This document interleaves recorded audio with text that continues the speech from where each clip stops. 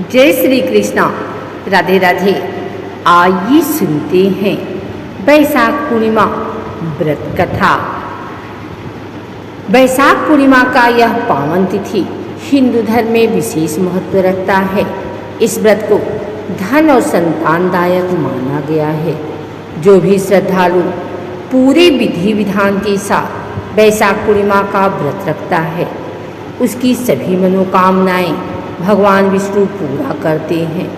कहा जाता है कि जो कोई भी बैसाख पूर्णिमा की व्रत कथा के साथ पूरे नियम के साथ पूरा व्रत करता है, उसके ऊपर भगवान विष्णु और माता लक्ष्मी की विशेष कृपा होती है।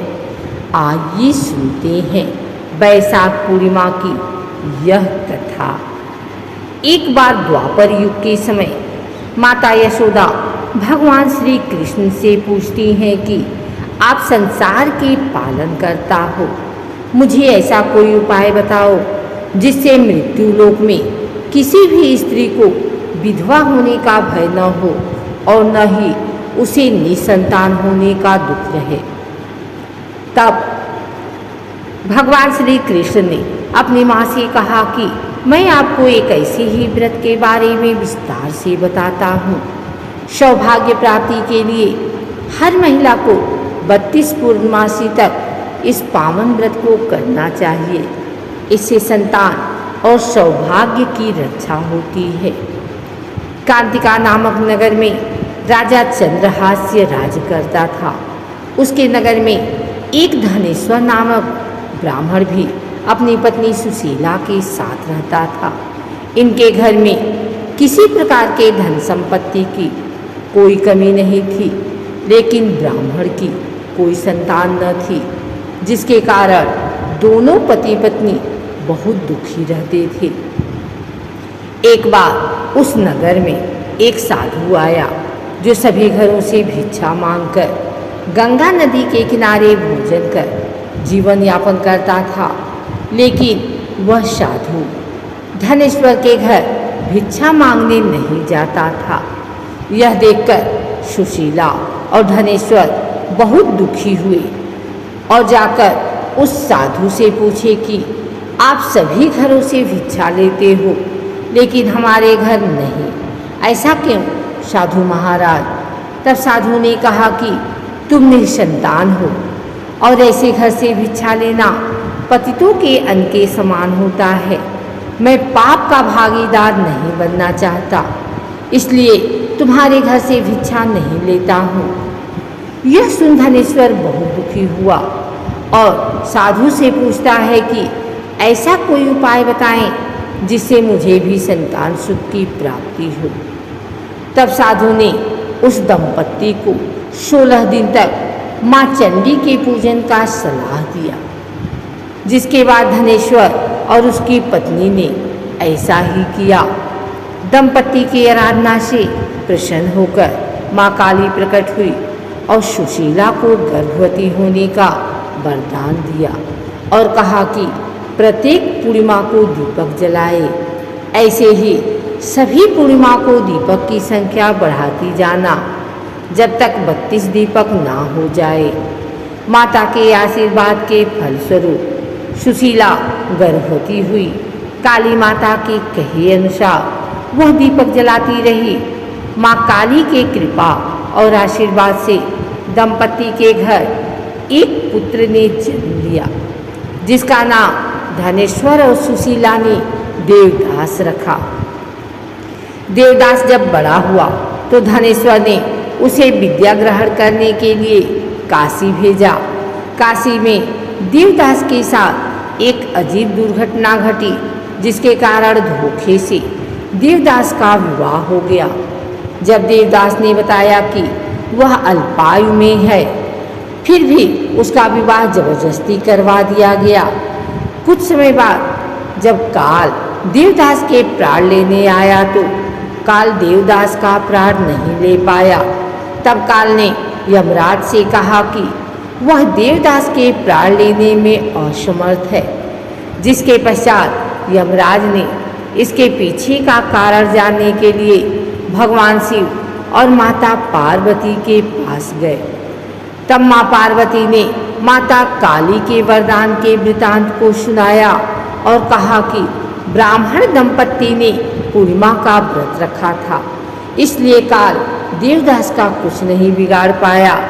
तभी से कहा जाता है कि पूर्णिमा के दिन व्रत करने से काल से मुक्ति मिलती है और भगवान सभी मनोकामनाएं पूरी करते हैं।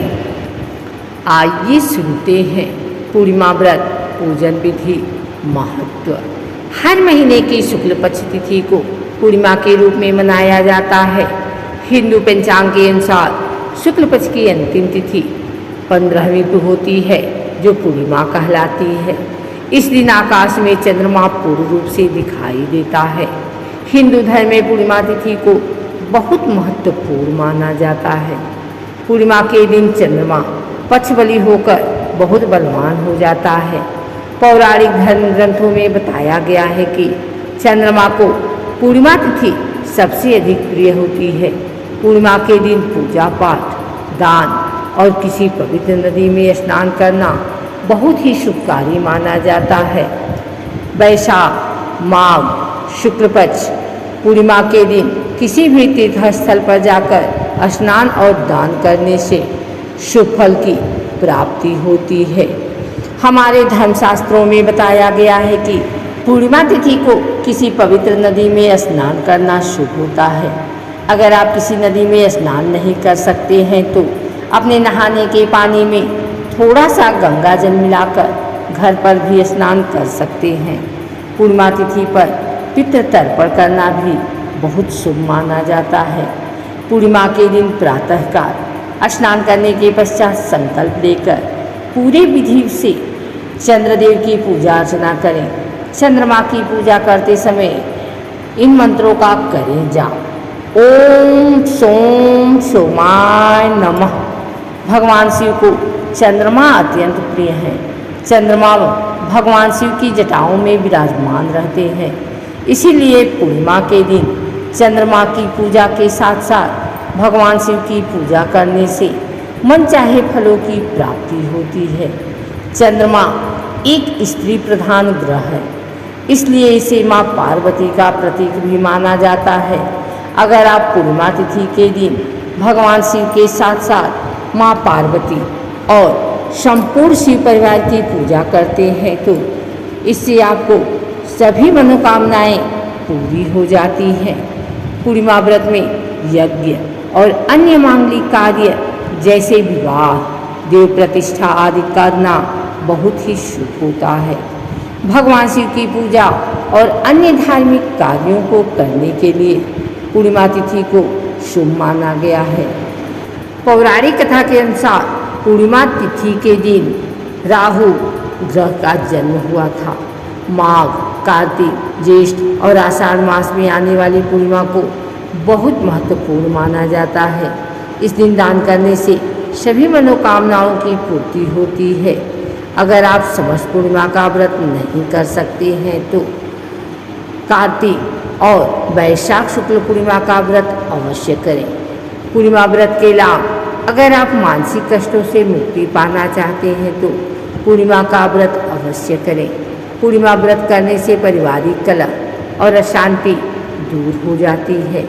जिन व्यक्तियों की कुंडली में चंद्र ग्रह पीड़ित और दूषित है और इस ग्रह की वजह से जीवन में बहुत समस्याएं आ रही हैं, उन्हें पूर्णिमा व्रत अवश्य करना चाहिए।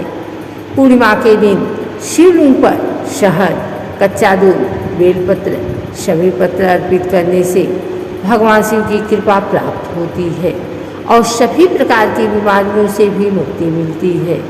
जो लोग अकारण डरते हैं या मानसिक चिंता से ग्रसित रहते हैं, उन्हें पूर्णमासी व्रत अवश्य करना चाहिए। हमारे शास्त्रों में बताया गया है कि माँ लक्ष्मी को पूर्णिमा तिथि विशेष प्रिय होती है। इस दिन माँ लक्ष्मी की पूजा करने से मनुष्य के जीवन में किसी भी प्रकार की कमी नहीं रहती। शास्त्रों के अनुसार पूर्णिमा के दिन सुबह प्रातःकाल उठकर स्नान करने के पश्चात पीपल के पेड़ में मीठा जल अर्पित करें। अब घी का दीपक और अगरबत्ती जलाकर माँ लक्ष्मी की पूजा करें। ऐसा करने से माँ लक्ष्मी की कृपा बनी रहती है। प्रत्येक पूर्णिमा के दिन सुबह स्नान करने के पश्चात जल में थोड़ी सी हल्दी मिलाकर उसे अपने घर के मुख्य द्वार पर ओम बनाएं। ऐसा करने से माँ लक्ष्मी प्रसन्न होती हैं। हर पूर्णिमा के दिन चंद्रमा उदय होने के पश्चात मिश्री डालकर खीर बनाएं और माँ लक्ष्मी को भोग लगाएं। अब इसे प्रसाद के रूप में बांट लें। ऐसा करने से आपके घर में धन के आगमन का मार्ग खुल जाएंगे। प्रत्येक पूर्णिमा के दिन सुबह के समय अपने घर के मुख्य दरवाजे पर आम के ताज़ा पत्तों से बना हुआ तोरण लगाएं। ऐसा करने से घर से सकारात्मक ऊर्जा आती है। पूर्णिमा के दिन कभी भी किसी भी प्रकार के तामसिक वस्तुओं का सेवन न करें। अपने वैवाहिक जीवन को सफल बनाने के लिए प्रत्येक पूर्णिमा को पति या पत्नी दोनों में से किसी भी एक को चंद्रमा को दूध अर्पण करना चाहिए। पति पत्नी के साथ में भी चंद्रदेव को दूध अर्पित कर सकते हैं। ऐसा करने से वैवाहिक जीवन सफल होता है। अगर आप मानसिक कष्टों से मुक्ति पाना चाहते हैं तो पूर्णिमा का व्रत अवश्य करें। पूर्णिमा व्रत करने से पारिवारिक कलह और अशांति दूर हो जाती है। जिन व्यक्तियों की कुंडली में चंद्र ग्रह पीड़ित और दूषित है और इस ग्रह की वजह से जीवन में बहुत समस्याएं आ रही हैं, उन्हें पूर्णिमा व्रत अवश्य करना चाहिए। पूर्णिमा के दिन शिवलिंग पर शहद, कच्चा दूध, बेलपत्र, शमी पत्र अर्पित करने से भगवान शिव की कृपा प्राप्त होती है और सभी प्रकार की बीमारियों से भी मुक्ति मिलती है। जो लोग अकारण डरते हैं या मानसिक चिंता से ग्रसित रहते हैं, उन्हें पूर्णमासी व्रत अवश्य करना चाहिए। ओम जय जगदीश हरे स्वामी जय जगदीश हरे। भक्त जनों के संकट क्षण में दूर करे। ओम जय जगदीश हरे।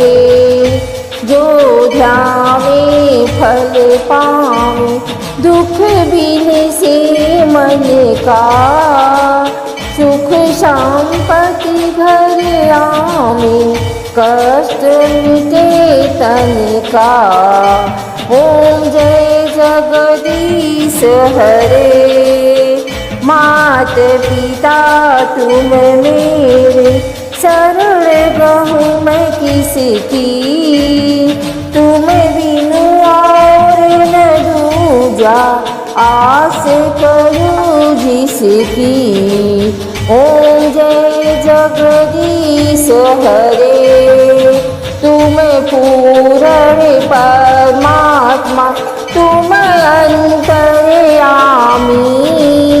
पार ब्रह्म परमेश्वर तुम सबके स्वामी। ओम जय जगदीश हरे। तुम करुणा के सागर तुम पालन करता। मैं मूर्ख खल कामी कृपा करो भरता। ओम जय जगदीश हरे। तुम हो एक अगोचर सबके प्राणपति। किस विधि बिनु दया मैं तुमको मैं कुमति। ओम जय जगदीश हरे। दीन बंधु दुख हरता तुम रक्षक मेरे। करुणा हस्त उठाओ द्वार पड़ा तेरे। ओम जय जगदीश हरे। विषय विकार मिटाओ पाप हरो देवा। श्रद्धा भक्ति बढ़ाओ संतन की सेवा। ओम जय जगदीश हरे। श्री जगदीश जी की आरती। जो कोई नर गावे कहत शिवानंद स्वामी सुख संपत्ति पावे। ओम जय जगदीश हरे।